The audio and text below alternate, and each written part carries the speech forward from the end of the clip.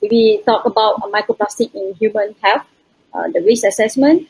He has contributed to various aspects related to environmental benefits of nanobiotechnology or nanotoxicology and micro to nanoplastics to the environment and humans. Professor Chandra also studied the impact of micro nanoplastics to human cells, especially keratinocytes.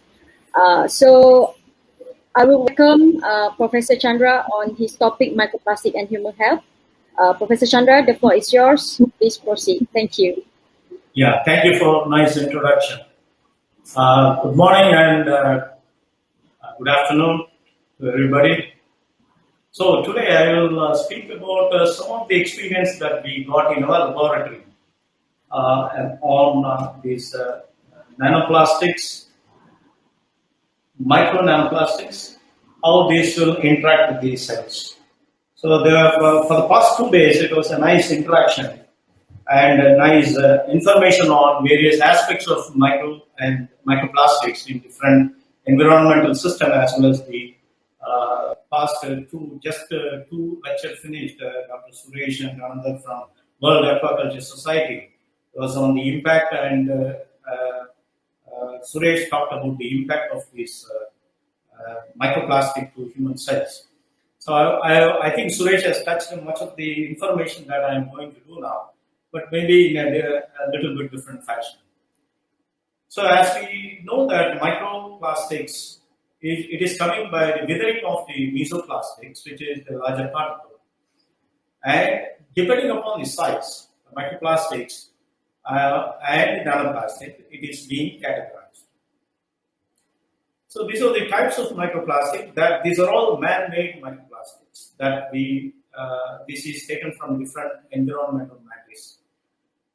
So from fibers to foam and fragments and microbeads. These are all added in most of the consumer products that we use in our day-to-day life.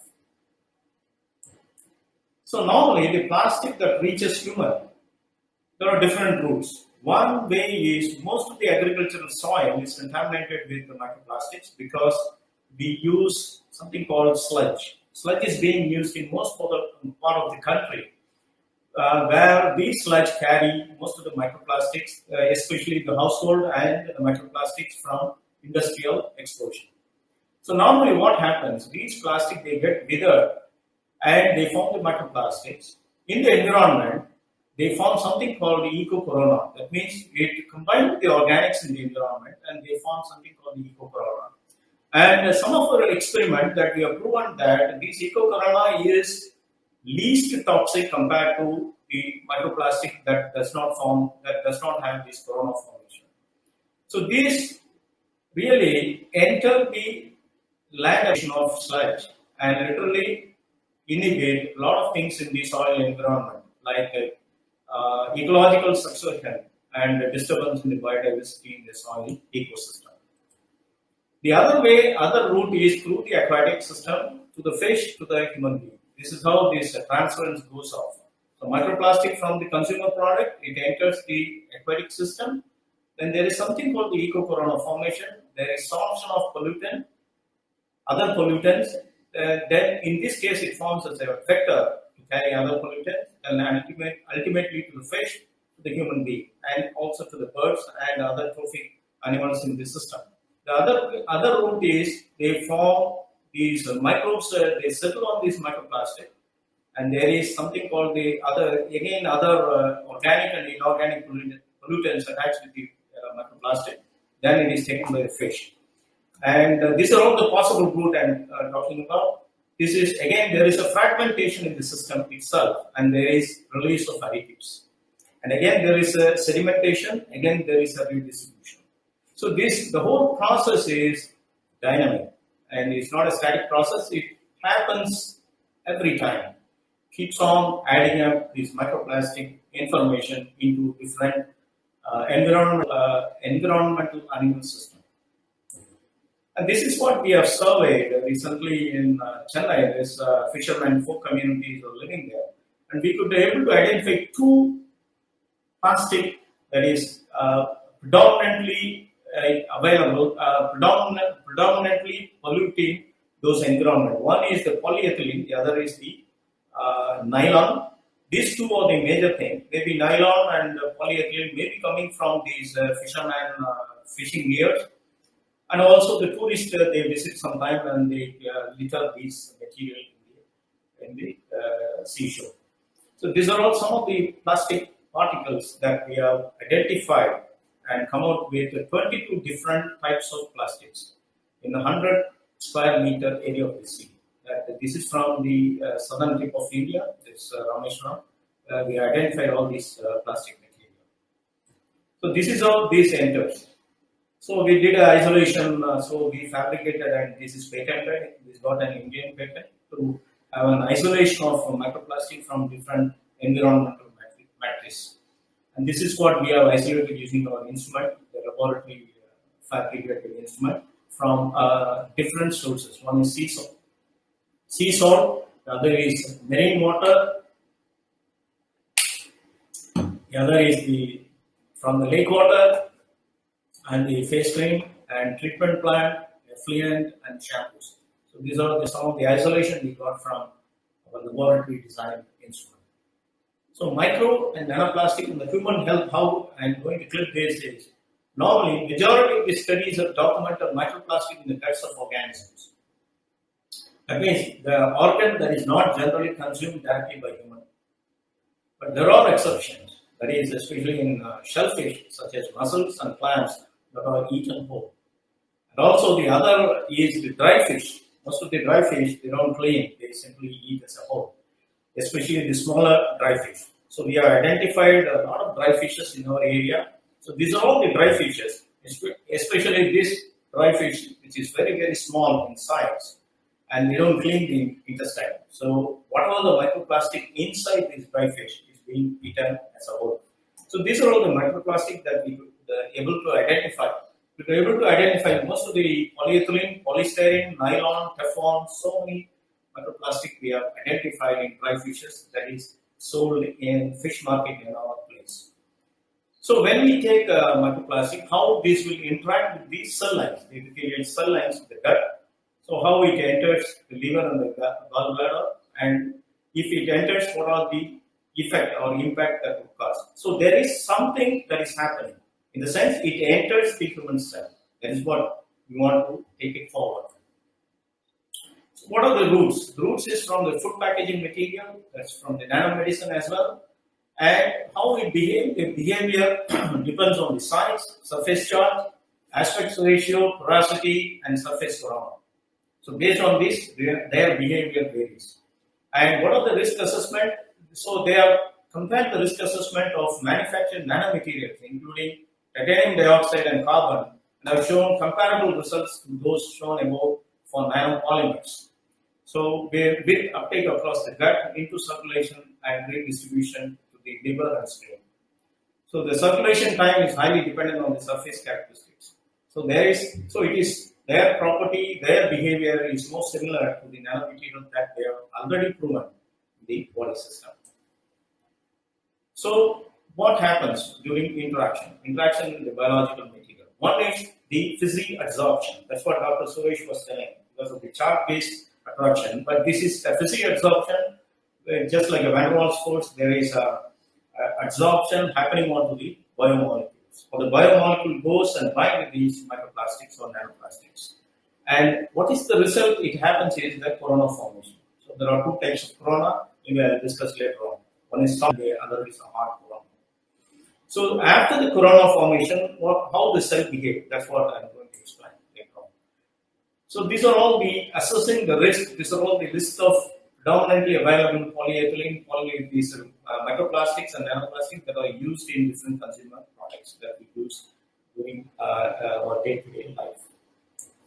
So human exposure that we have taken, one example as a cosmetics. So we took cosmetic as one basic example and we started to study. That means we took cosmetics and through cosmetic how it enters the human cell and what are all the impacts, in the sense the risk it causes to the cell. That's what I'm going to explain now. So first what we did is we used a human serum albumin protein and we interacted with these nanoplastics that's 100 nanometers in scale. Then we could able to observe this interaction of this virgin nanoplastic with human serum albumin. There are three things happening. One is protein coronal formation, protein-induced coalescence happening, then of nanoplastic, and secondary and tertiary structural changes in human serum albumin. So if you see this from A to F, if you see the length of the corona is keep on adding up onto the microplastic, onto the nanoplastic in this case. The protein coronal formation on nanoplastic upon interaction with human albumin. So human serum albumin. So if you see that the corona is keep on increasing over time. So it becomes, so this is the before interaction and this is after interaction. Then what we observed is there is something called protein-induced coalescence of nanoplastics happening. That means if you see figure C, the approach of two coronated nanoplastic by means of non-specific protein-protein attraction. It's something like a thread-like structure forming. Then if you see this D and E, the corona deorientation, there is a neck-like formation happening slowly. And F is widening of the bridge of the diffusion of nanoplastic to coalesce with other. So this is how it helps to coalesce one particle to the other with the help of this protein interaction. And I is the coalesced nanoplastic inclined to a round shape with multi-layered human serum albumin. And G and H is the significant grain growth of the by the successive coalescence. Okay? So this is how the protein-induced coalescence of nanoplastic when it interacts with human serum albumin protein. So there is something called protein corona formation and nanoplastic coalescence effect in human protein. So the whole thing is it forms a hard corona, soft corona, then there is a non-specific attraction, and there is a neck formation, and there is HSA corona formation. These are all the possible route through which there is corona formation. One is the electrostatic forces, the van der Waals force, the hydrogen bonding, hydrophobic and dispersive forces. All will react and form something called a corona formation onto the microplastic or nanoplastics that gets interacted with the human albumin protein. So then, to our surprise, we could be able to see that the protein conformational change is happening and there is denaturation of the protein. So we will be able to see the A is the absorbance and fluorescence spectra of HSA of pre-post nanoplastic interaction, and we could be able to also observe there is a bunching effect happening, and circular dichotomy spectra shows that there is a primary and secondary structural change is happening in the protein molecule after interacting with human serum albumin protein. And also, what we did is we did a cytotoxic assay and hemolysis activity study using coronated, virgin, and isolated nanoplastic. And we treated the coronated, virgin, and isolated nanoplastic to the cells, and we could able to see that the plasma coronated nanoplastics showed significant toxicity on the lymphocyte and the erythrocyte due to the protein conformation changes. So you could be able to see that the plasma coronated nanoplastics showed a significant toxicity on lymphocytes and erythrocyte. So ultimately, what is happening after the coronation happened, that I will tell you later, due to the protein conformation changes. So some of the toxicity effect also happened of the coronated, virgin, and isolated nanoplastic, and we did a common assay, and we could able to see that there is a genotoxic and cytotoxic effect happening onto the cells after treating with these nanoplastics. So the whole thing to put together is these are all the corona formation, nanoplastic coalescence, nanoplastic size increase, protein denaturation, and there is a hemolytic activity, and there is what is called the cytotoxicity and genotoxicity happening. Anyway, this we have proven for the LEM-SIPA model. So this was published in scientific reports, something like that. Then later on, what we did is we carried forward our experiment to human keratinocyte cells and how these nanoplastics behave. And in this case, what we did is we isolated nanoplastics from two different cosmetics, two different cosmetics that I don't want to give the name of the cosmetics. And we have used one is polyethylene, the other is polystyrene, virgin polystyrene, other is prepared polystyrene in our laboratory.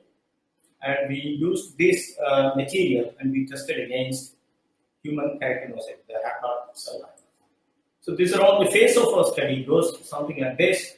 Is the phase 1, what we did is a protoformation we made with the protein. The phase 2 is internalized, this nanoplastic internalization study we did. And we studied lysosomal activity and cell responses, how the cell responds. So this is a picture of the microplastic that we isolated from men facial cleanser. And this is the cell image, the chem image of the electron-micrograph image, these nanoplastics. And the characterization that we did after that using a genomic study. And what we did is we did a simulation. Actually, we applied keratin onto a glass slide, simulating human skin, and to see whether these nanoplastics get adhered to the skin, adhered to the keratin that is coated onto the glass slides. So here the picture ABC, that is polyethylene nanoplastic, DEF is the polystyrene nanoplastic, GH and I is the nanoplastic one that we isolated from one cosmetics, and this is isolated from the other cosmetics. So this is the electron micrograph of nanoplastic exposed but unwashed glass slides. So ABGJ is unwashed, and nanoplastic exposed glass slides subjected to single wash. This is single wash, and nanoplastic exposed glass slides subjected to two washes.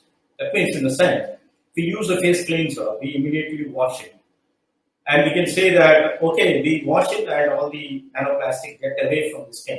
It will get away from the skin. Anyway, the other problem is it will enter the environment. That's a different issue. But here, in this case, we would like to prove that the nanoplastic stays onto the skin even after multiple wash. Some nanoplastic always get attached to the skin surface. That's what we try to prove in this simulation experiment. And then we will be able to see a dose-dependent cytotoxic effect of pristine and isolated nanoplastics on Hackard cell at different time intervals. So what we did is we have taken the polyethylene nanoplastic, polystyrene nanoplastic, nanoplastic 1 that is isolated from a cosmetic 1, isolated from cosmetic 2, and the hydrogen peroxide.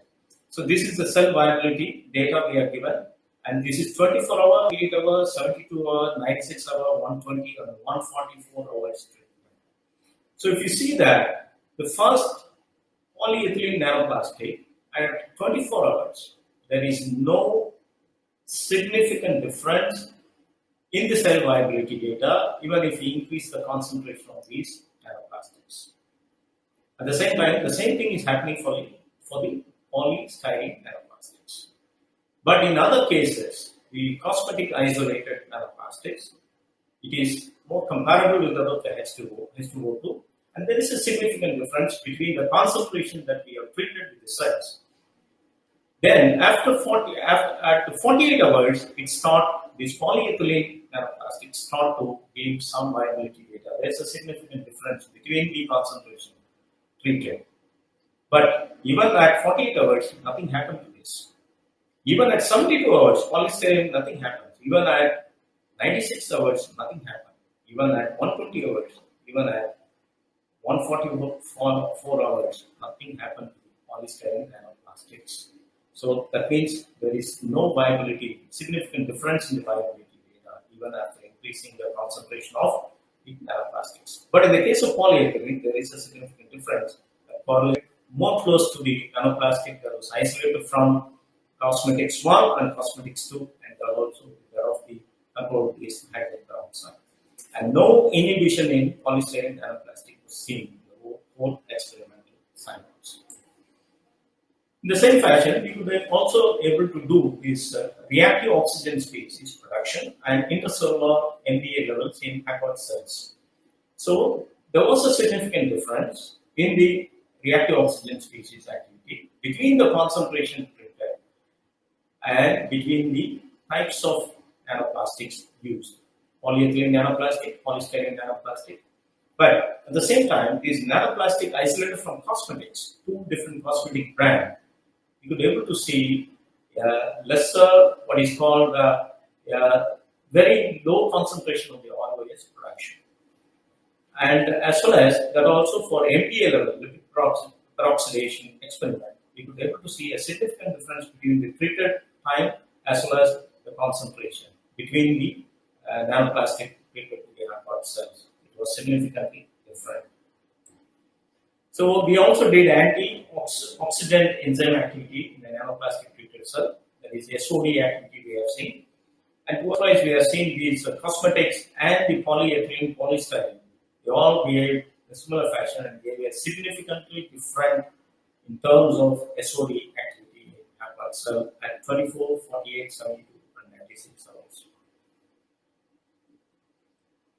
So what we did is a time-dependent internalization and exclusion of fluorescent plastic particles we have seen, and the phase contrast fluorescence and superimposed image of knockout cell exposed to 1:500 dilution of 200 nanometer size fluorescent plastic we have taken. And this is the control, and slowly when the time increases, the plastic that is entering into the cell, it takes some time to get into the cell. And there is something called a sort of, so here what we expect is the cell trying to recognize this as a foreign object, and slowly after corona formation, after protein corona formation in the system, the cell started to think it is a self material, then it doesn't entry, it does allow entry of these nanoplastics into the cell. That's why it takes some time to enter into these cells after treatment. So this is keratin corona mediated rapid internalization of nanoplastic in acquired cell. This is the control. This is the fluorescent nanoplastic we have used. 30 minutes, 60 minutes, 30 minutes, and 60 minutes for the polyethylene. And this is for the fluorescent that we have. Here, the phase contact fluorescence and superimposed image of acquired cells exposed to fluorescent particles and Nile red stained polyethylene nanoplastic particles. For fluorescent imaging of coronated fluorescent particles, nanoplastics and polyethylene, and the FITC fluorescent filter and 13 filter tube was used respectively. So this is trying to prove that the particle takes some time to entry into the cell after corona formation. That's what we did an experiment exposing the cell using the corona formated cell, then we exposed that to the cell, to the Hector cell. So here the mechanism of nanoplastic internalization in Hector cell is binding of coronated nanoplastic onto keratinocyte surface. This is what is A is. Now the binding is happening after corona formation. Then this is magnified view, if you see, of the nanoplastic on the cell, and C and D is the pinocytic cups, and slowly it forms what is called phagocytosis happening in the cell. That means slowly the cell try to uptake this coronated nanoplastic into this system. This is the lysosomal activity on the internalized nanoplastic. This is a conformal laser scanning imaging we have given. And A, B, C is a fluorescent nanoplastic filter. And E, F, G is a Hackard cell from bright field green filter. So these are all the information what we used in the imaging. So before that, if there is no, if it does not form coronation, the cell does not take it up. Only when the cell recognizes this as a self material, it's not to does phagocytosis. And we could be able to see the effect of single dose exposure to lethal and sublethal concentration of nanoplastic onto proliferation of the acquired cell. So growth inhibition is happening, and these are all the control. And this is polyethylene nanoplastic, polystyrene nanoplastic. This is the extracted one from the cosmetic 1, cosmetic 2, and the hydrogen peroxide. So post-exposure time in hours that they are given, and how this concentration varies, and what is the growth inhibition happening after post-exposure time of this nanoplastic into the Hackard cell.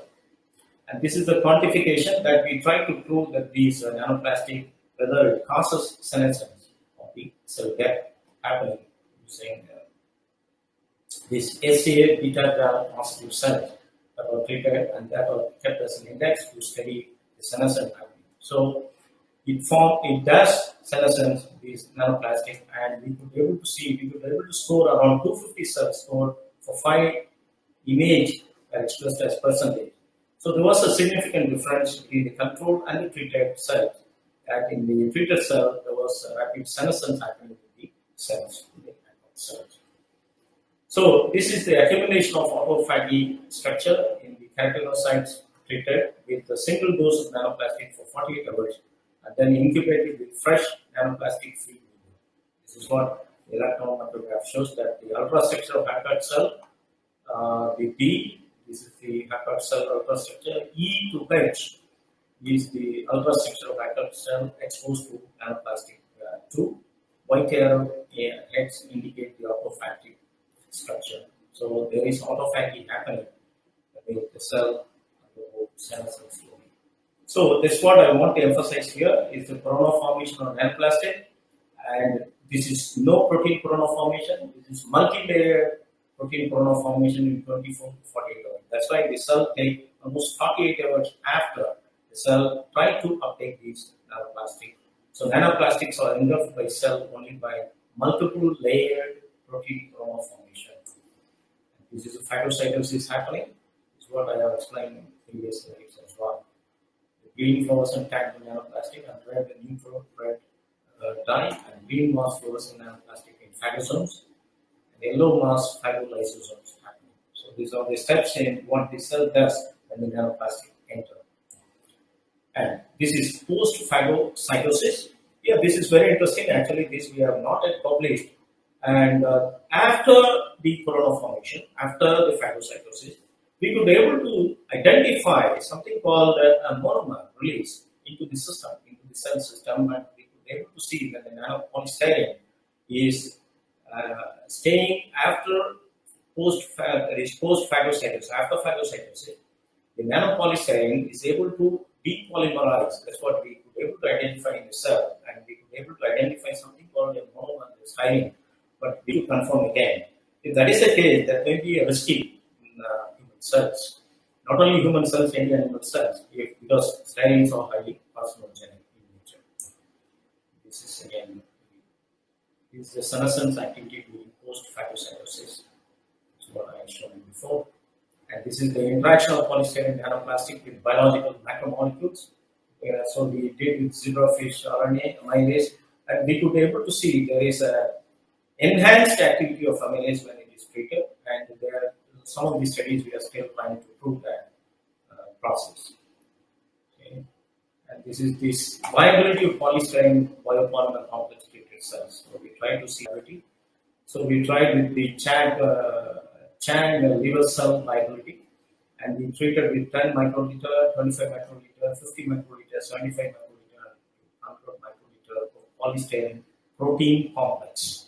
So we didn't use the virgin, this is protein complex. That's the coronated polystyrene particle we tried. So one thing is we could be able to see that maybe there may be a change in the particle number here that we are trying to prove it. Whether the particle number here, 25 microliter, is same, is different, or it is a little bit higher compared to the 50 microliter. We do not know that we need to identify, because now people have started to use particle number is one of the best indices to study the micro and nanoplastic toxicity to the cells.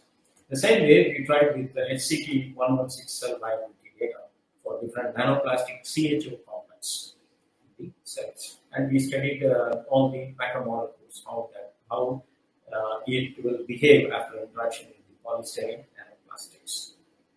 And this is the paper that we recently published for that work we did. This is the information that came out in sometimes. Thank you very much for patience.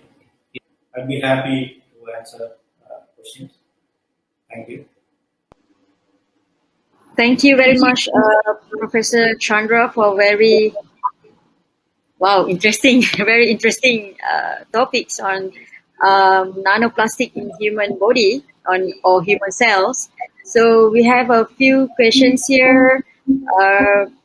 Okay, Professor Chandra, when we compare to the induced effects of another particles on cells other than nanoplastics, in that nanoparticle, asbestos, glass fiber, and etc., would you say that the cytotoxicity induced by microplastic or nanoplastic is higher, lower, or can be negligible? No, actually, what we have done in the experiment is we have taken the virgin nanopolystyrene and virgin polyethylene particles. So I am afraid whether there would be any asbestos or nanoparticles. It's purely a polystyrene that is a procured one from the company. And the other two things what we have used is the polystyrene that is isolated from the cosmetics, two different cosmetic brands. Anyway, I didn't name that brand, it should not be that. So in that case, we could able to see the brands that is used by the two different genders that we have compared in that case. So here we did not, I don't know, because we didn't go into this kind of thought that whether it contains asbestos or glass fibers. Maybe it's maybe a new thought that you have imbibed in me. Maybe let us see in future. Okay. Okay, and would you mind to explain that because we have a previous research that show that microplastics can be detected in human feces, on also human pollen. So the question is how much microplastic can be accumulated in human body actually? Yeah. What's your opinion on this? Yeah, I see. Actually, I still remember I happened to listen to your talk yesterday. The professor was talking about he has seen a document fish eating microplastic. They have done an experiment. Fish that consume microplastic, they eject the microplastic as such.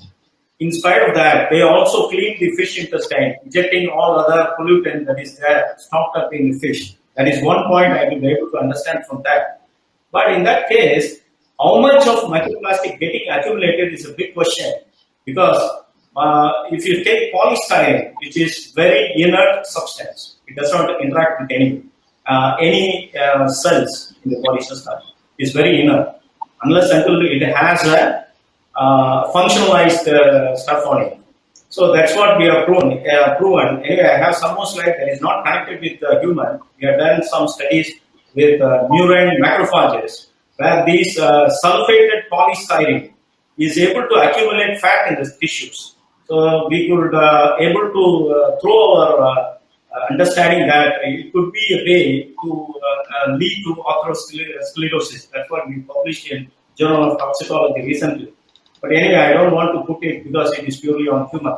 So how much of nanoplastic getting accumulation, I don't know. I have to study. Maybe I don't have any idea of that. Maybe there may be some study.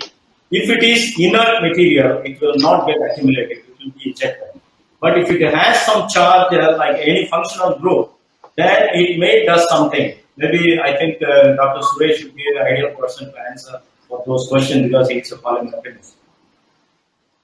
Yes, I do agree with that because the thing is, plastic itself is inert when the manufacturer are making them.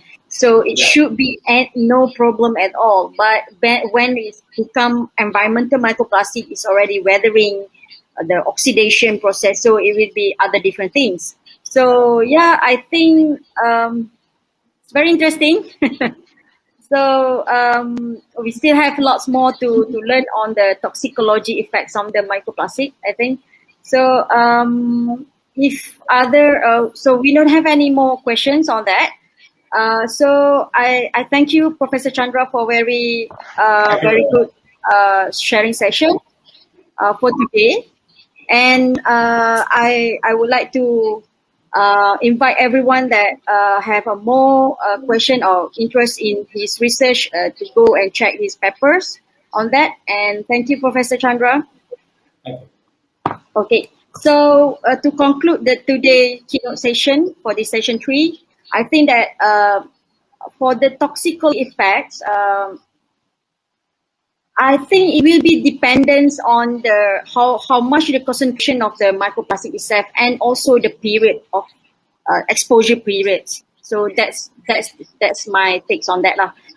And I think we're gonna have a more interesting topic later on by other invited speakers, and please stay tuned with this, and maybe and later in the session we're going to have a panel discussion that will discuss more and summarize more on this issue.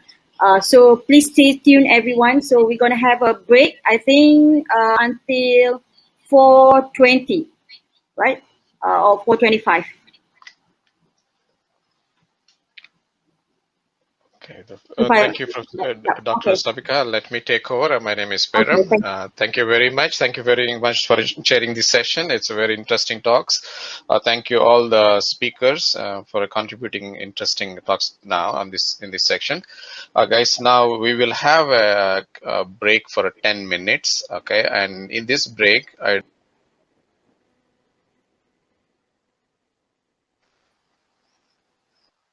I do request you all to view the the exhibition. We have an expo, as you know, that virtual expo. Let me share our exhibitors info as well.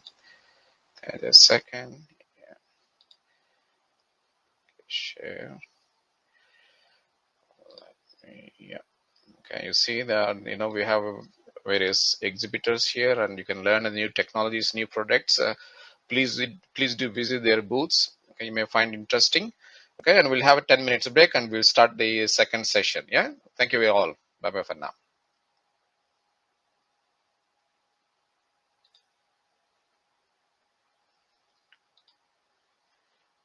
Okay, so we see you in the session 2 all. I'm going to end this session. I will move you all of you to the session 2.